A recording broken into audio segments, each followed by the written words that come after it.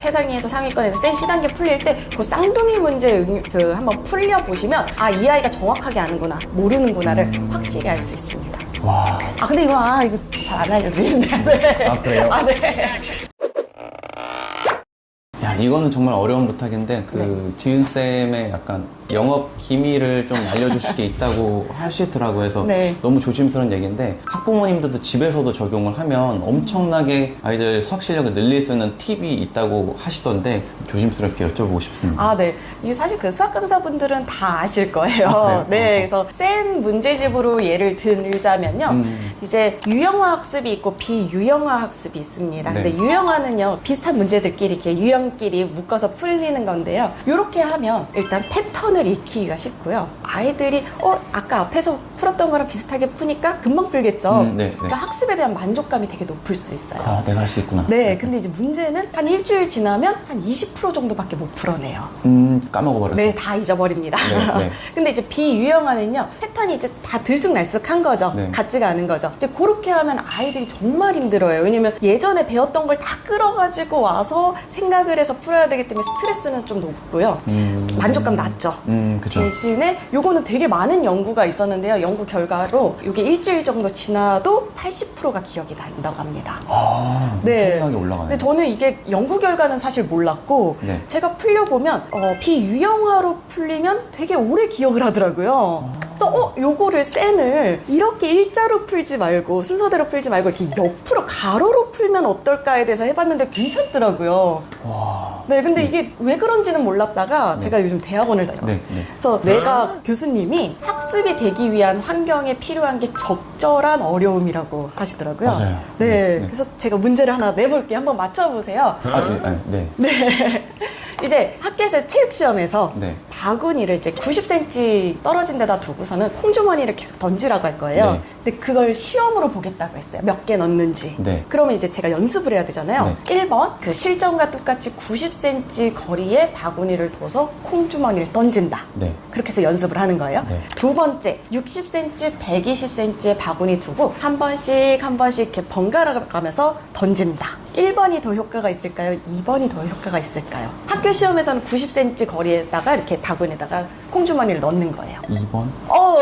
네, 맞아요. 네. 네. 어색하네요. 네네. 이게 여기서 적절한 어려움은 거리감 키우기래요.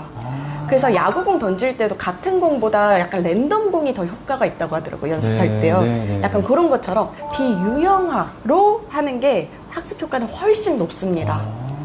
그런데 말이죠. 이게 요걸로 시켜보시면 아시겠지만 정말 힘들어요. 아이들 막 스트레스 받고 막 짜증내고. 네. 그래서 교육 현장에서 모든 거를 다 비유형화로 풀릴 수는 없어요. 그래서 또 봤더니 또 결과가 있더라고요. 연구가 있더라고요. 그래요. 여러분, 이런 건 진짜 꿀팁입니다. 네, 그래서 이게 그럼 비유형화를 한 몇 % 정도 섞어야 적절하게 효과가 나면서 스트레스가 좀 덜 받을까? 한 몇 % 정도 생각하세요? 반반 정도요?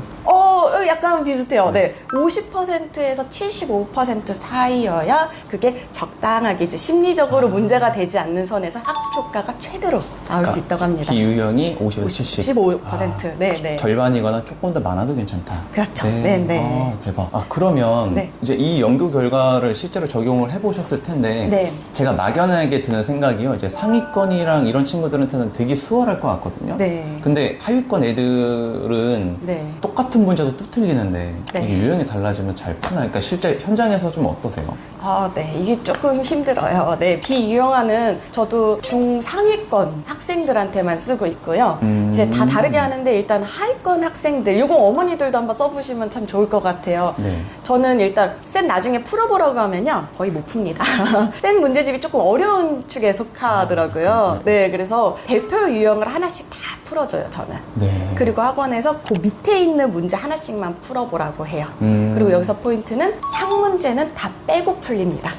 너무 어려운 것들 네. 다 빼놓고. 그리고 나머지는 다 숙제로 줘요. 그럼 이제 숙제로 풀어오거든요. 네. 풀어올 수 있을까요? 많이 틀릴 것 같은데. 네, 거의 다 틀립니다. 네, 화를 내시면 안 됩니다. 침착하게. 네, 괜찮아. 그러고서 다시 이제 풀어주는 거죠. 네. 다시 풀어주고, 이때 필요한 게 뭐냐면 쌍둥이 문제예요. 아, 네, 네. 네네. 저는 이제 매스플랫이라는 프로그램을 쓰고 있는데 거기서 쌍둥이 문제, 그 숫자만 바꾼 문제거든요. 그걸 다시 한번 숙제를 줘요. 아, 그래서 아이한테 꼭 얘기를 해줘야 돼요. 여기에서 숫자만 바꾼 문제이기 때문에 복습만 잘하면 이 문제 풀 수 있어. 그래서 오늘은 못 풀었어도 이건 풀 수 있을 테니까 복습 열심히 한번 해보자. 라고 해서 이 문제를 풀게 유도를 하는 거죠. 그러면 제가 네. 궁금한 게 그러니까 쌍둥이 문제라는 게 똑같은데 숫자만 바뀐 이런 건가요? 네. 그럼 약간 쌍둥이 문제 말고 또 다른 표현이 있었는데. 유사유양. 아, 네. 네. 네. 그거는 이제 중위권 학생. 아, 네, 네. 네, 중위권 학생한테도 약간 적절한 어려움이 필요하잖아요. 네. 유사유형이 숫자만 바꾼 게 아니고 유형만 바꿨기 때문에 네. 또 아이들이 또 새로운 문제로 받아들여요. 아, 네네. 그래서 중위권 애들은 쌍둥이 문제가 아닌 유사유형으로 저는 좀 풀리고 있어요. 아. 그때마다 좀 다르게. 네. 이게 몇 학년부터 몇 학년까지 막 가르칠 때 다 적용된다 이런 게 있으신가요? 아니요. 저는 사실 중학교 1학년부터 중3까지 가르치고는 있지만 이제 대치동에서는 3년 선행이 좀 많기 때문에 고등학교 2학년 과정까지 싹 다 하거든요, 아이들이. 아, 그래요? 네네. 그러다 보니까 저는 중1부터 고2 과정까지 다 그런 식으로 해요. 아, 이제 상위권. 네. 제가 한번 문제 내볼게요. 저는 그러면 상위권은 네. 쌍둥이 문제를 쓸까요? 유사 문제를 쓸까요? 정답. 네. 아예 다른 문제를 쓴다. 땡. 아닌가요? 네. 저는 또 여기서 쌍둥이 문제를 써요. 그래요? 예상과는 다르네요. 그쵸. 네. 네.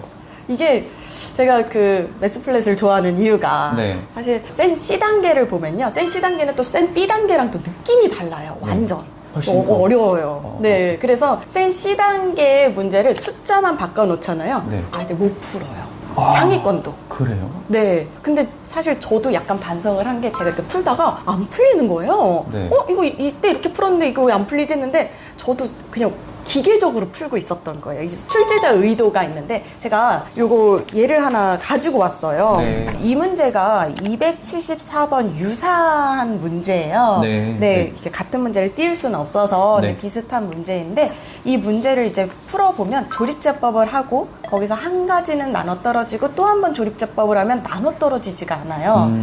요런 문제인데 사실 이건 조립제법 문제가 아니고 그 뒤에 이제 나머지 가지고 노는 문제인데 제가 요거의 쌍둥이 문제를 풀어봤는데 네. 처음부터 조립제법을 했는데 나눠 떨어지지 않으니까 이제 당황스러운 거죠. 선생님도. 네, 그래서 이거 왜 나눠 떨어지지 않지? 근데 이게 나눠 떨어지든 안 떨어지든 중요한 문제가 아니었는데 그냥 풀던 대로 안 풀리니까 당황하는 거예요.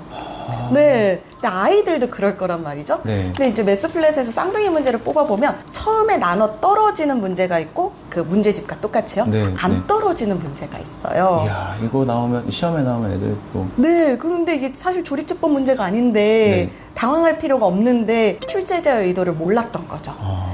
애들이 출제자의 의도를 파악하기에는 센 C단계의 쌍둥이 문제가 정말 좋구나. 와. 그거를 알았거든요, 제가. 네, 네. 저도 모르게 이거 조립하면 안 되니까 어떡하지? 이러고 당황하고 있더라고요. 네, 네. 근데 분명히 애들도 그럴 거거든요. 맞아요. 와. 네. 그래서 이거는 최상위에서 상위권에서 센 C단계 풀릴 때 그 쌍둥이 문제 한번 풀려보시면 이 아이가 정확하게 아는구나, 모르는구나를 확실히 알 수 있습니다. 와. 근데 이거 잘 안 알려드리는데. 네. 그래요? 네.